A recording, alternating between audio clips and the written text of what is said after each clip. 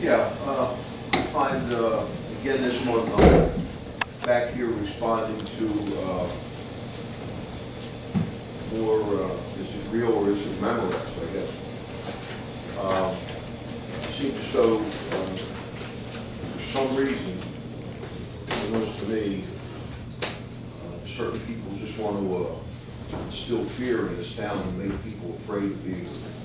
I certainly don't understand it, but let's get to the truth and do away with the fiction.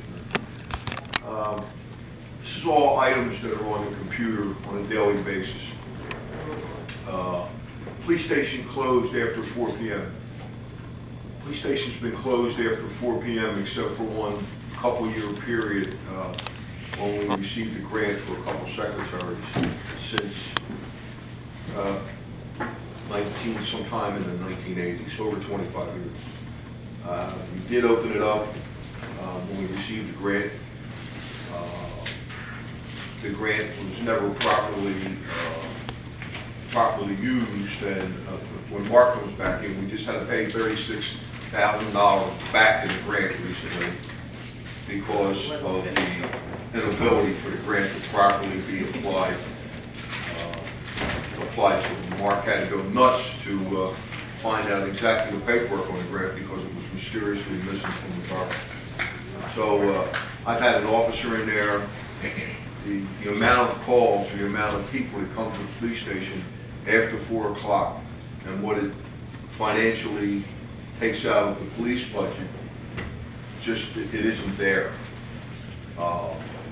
And most of the time there is a police officer in the station when someone comes up anyhow. So it's more than not, it's mandated, but for us to expend those dollars doesn't make any sense. It wouldn't be my recommendation to have it open it after 4 o'clock. We have this mysterious thing about we're silent about crime.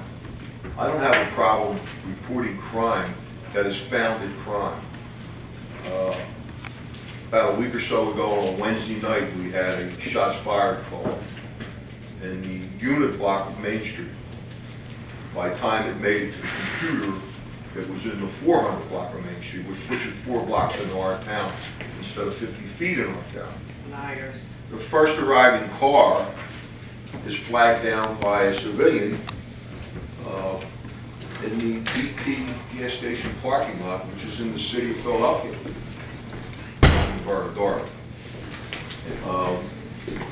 After we started investigating it, and Philadelphia arrives, we find out that our detectives go down there. We handle it like it's basically a Darby job. While investigating, we find 5 spent shells in the area of number 1 Main Street.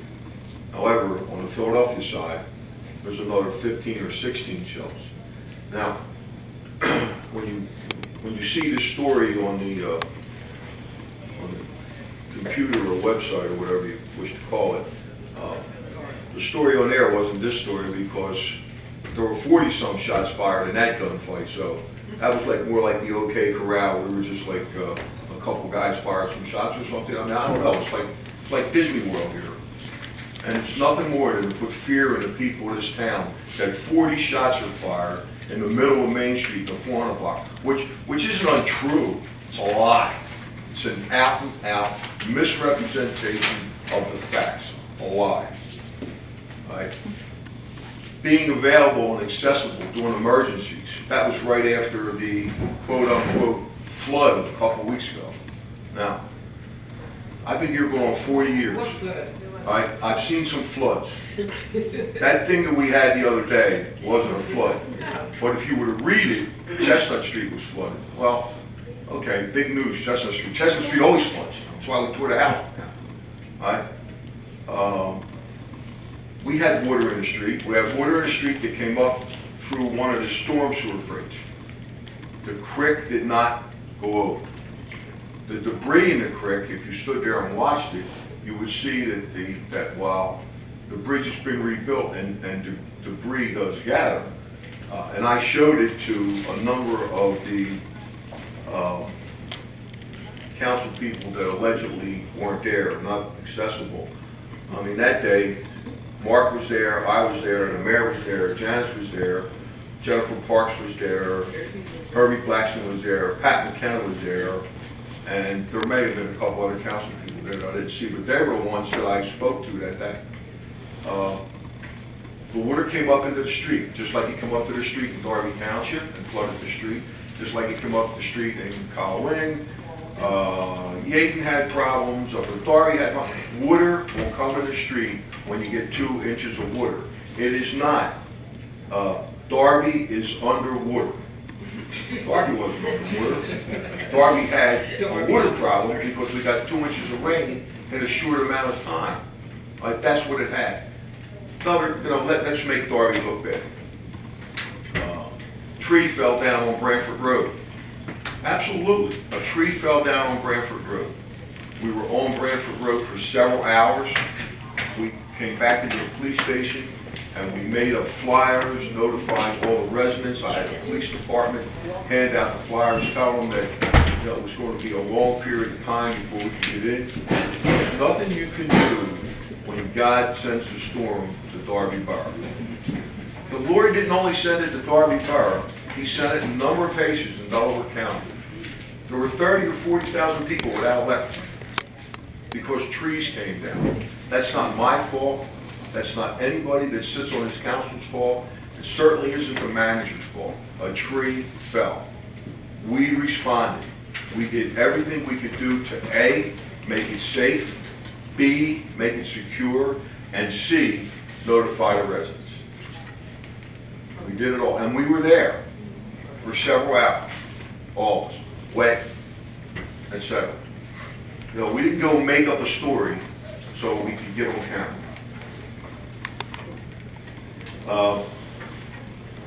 Friends Meeting House, there's a driveway coming out for the police to get out of there. Well, that's a new one because I've been fortunate enough to be privy to the plans, and I see no driveway coming out of Friends Meeting House. That's a new one. People make up stuff. There are just several of the, at this point I can't even call them inconsistencies. I can only say that, and I'm sure that tomorrow there will be some other lies about, or some other name calling that will call myself or the mayor that is just, it's horrible, it's inappropriate to choose to prejudice, certain things. Prejudice. To say that I'm a racist person. I've been in this department for 40 years, and over that time, I guess, I don't know, just at Christmas, we've probably given out about 2,500, 3,000 food baskets. Racist people don't do that.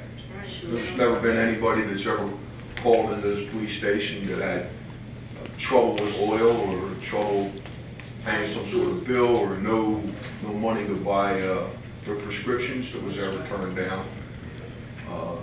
Nobody that we ever knew of in any council that's ever been in here. And especially the current one, goes hungry or goes without toys. I don't know where the racism comes out. I'm born.